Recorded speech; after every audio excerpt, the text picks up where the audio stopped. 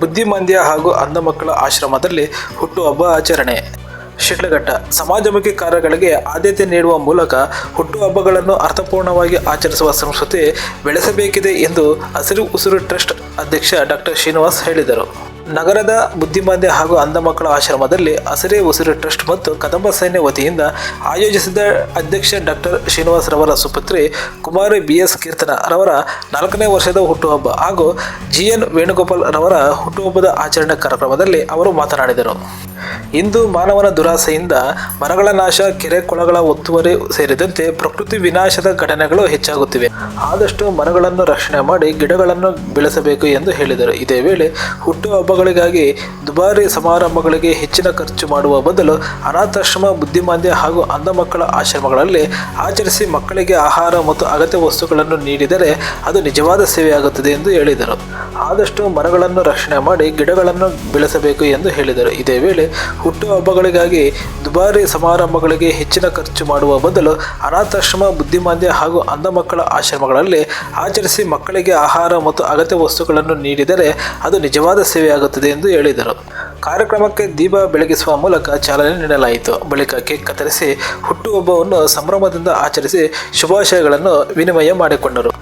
ಕಲಾವಿದ CN ಮುನಿರಾಜರವರು ಗಾಯನ ಕಾರ್ಯಕ್ರಮ ಮಕ್ಕಳನ್ನು ರಂಜಿಸಿತು. ಇದೇ ಸಂದರ್ಭದಲ್ಲಿ ಗಣ್ಯರನ್ನು ಸನ್ಮಾನಿಸಿ ಗೌರವಿಸಲಾಯಿತು. ಆಶ್ರಮದ ಮಕ್ಕಳಿಗೆ ಹೋಳಿಗೆ ಊಟದ ವ್ಯವಸ್ಥೆ ಮಾಡಲಾಗಿತ್ತು. ಪುಸ್ತಕಗಳು ಮತ್ತು ಬಣ್ಣದ ಪೆನ್ಸಿಲ್ಗಳನ್ನು ವಿತರಣೆ ಮಾಡಲಾಯಿತು. ಈ ಒಂದು ಸಂದರ್ಭದಲ್ಲಿ ಹಸಿರೇ ಉಸಿರು ಟ್ರಸ್ಟ್ ಸಂಸ್ಥಾಪಕ ರಾಜ್ಯಾಧ್ಯಕ್ಷ ಬೇಕರಿ ರಮೇಶ್, ಉಪಾಧ್ಯಕ್ಷ ಡಾಕ್ಟರ್ ದೇವರಾಜ್, ಶಿಡ್ಲಘಟ್ಟ ತಾಲೂಕು ಕದಂಬ ಸೈನ್ಯ ಅಧ್ಯಕ್ಷ ಹಾಗೂ ಚಲನಚಿತ್ರ ನಟ ಗಾಯಕ CN ಮುನಿರಾಜು, ಗೌರವಾಧ್ಯಕ್ಷ ಸ್ಪೋರ್ಟ್ಸ್ ಮುನಿರಾಜು, ಉಪಾಧ್ಯಕ್ಷ ಡಾಕ್ಟರ್ V ವೆಂಕಟೇಶ್, ಖಜಾನ್ಸಿ ಗಾಯಕ C ಮುಖೇಶ್, ಶಿಕ್ಷಕ V ಕೃಷ್ಣ ಸೇರಿದಂತೆ ಹಲವಾರು ಗಣ್ಯರು, ಆಶ್ರಮದ ಸಿಬ್ಬಂದಿ ಹಾಗೂ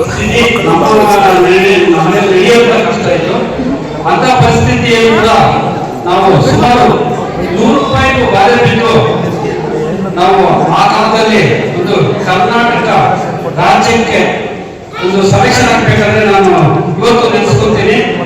ನಾವು ಮೊದಲನೇದಾಗಿ ನಾನು ಸೆಲೆಕ್ಷನ್ ಹೋಗಿದ್ದು ಮಂಡ್ಯದಲ್ಲಿ ಸೆಲೆಕ್ಷನ್ ಆದ ನಾನು ಕರ್ನಾಟಕ ತಂಡಕ್ಕೆ. ಅಲ್ಲಿ ನಮ್ಮ ಕೋಚ್ ಮಾದೇಗೌಡ ಅವರು ಈಗ ಇಲ್ಲ, ಅವರುಗಳನ್ನ ತಿಳ್ಕೊಳ್ಬೇಕು. ನಮ್ಮ ಒಂದು ಇವತ್ತು ಬರ್ತಡೇ ಕಾರ್ಯಕ್ರಮ ಇಷ್ಟು ಅದ್ದೂರಿಯಾಗಿ ನೆರವೇರಿಸಿದ್ದಾರೆ ಅಂದ್ರೆ ನಮ್ಗೆಲ್ಲ ಹೆಮ್ಮೆಕರ ವಿಚಾರ ಇದೆ. ಈ ರೀತಿ ಎಲ್ಲರೂ ಮಾಡ್ಬೇಕು. ಯಾಕಂದ್ರೆ ಅವ್ರಿಗೆ ಹಲವಾರು ವೇದಿಕೆ ಇದಾವೆ, ಸುಮಾರು ಮಂಡ್ಯದಲ್ಲಿ ಇದಾವೆ, ಮೈಸೂರಲ್ಲಿ ಇದಾವೆ, ಇಡೀ ಡೆಲ್ಲಿನಲ್ಲಿ ಎಲ್ಲಿ ಬೇಕಾದ್ರೂ ಮಾಡ್ಬೋದು ಅಂತ ಒಂದು ಸ್ಥಳಗಳು ಬಿಟ್ಟು ಇದೇ ಶಿಡ್ಲಘಟ್ಟ ತಾಲೂಕಲ್ಲಿ ಒಂದು ಈ ಒಂದು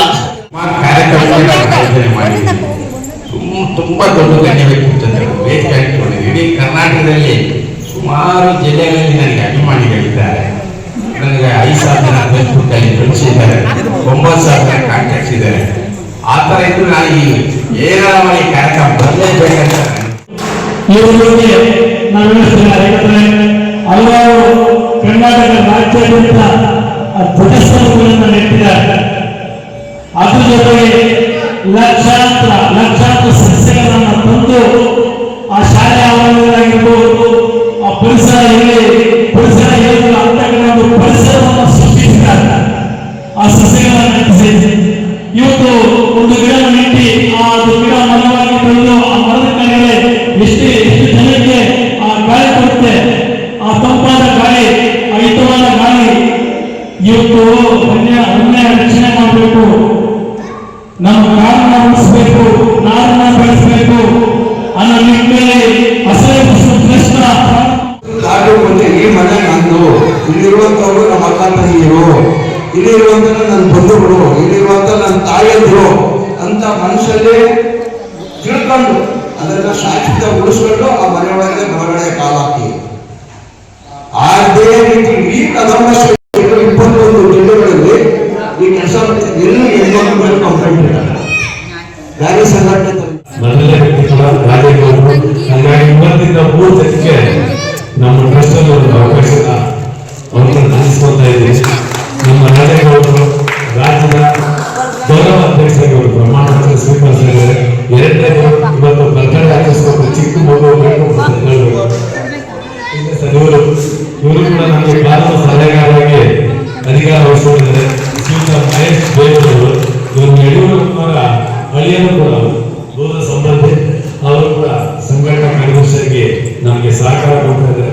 ನಿಮ್ಮೆಲ್ಲರ ಸಹಕಾರ ಸಪೋರ್ಟ್ ಇತ್ತು ಅಂದ್ರೆ ನಮ್ಮ ಕನ್ನಡ ಅಥವಾ ನಮ್ಮ ಭಾರತ ನಮ್ಮ ಪರಿಸರ ಉಳಿಸುವಂತ ಪರಿಸ್ಥಿತಿ ನಾವಿದ್ದೇವೆ. ನಾವು ಅವ್ರ ಕಾಲೇಜು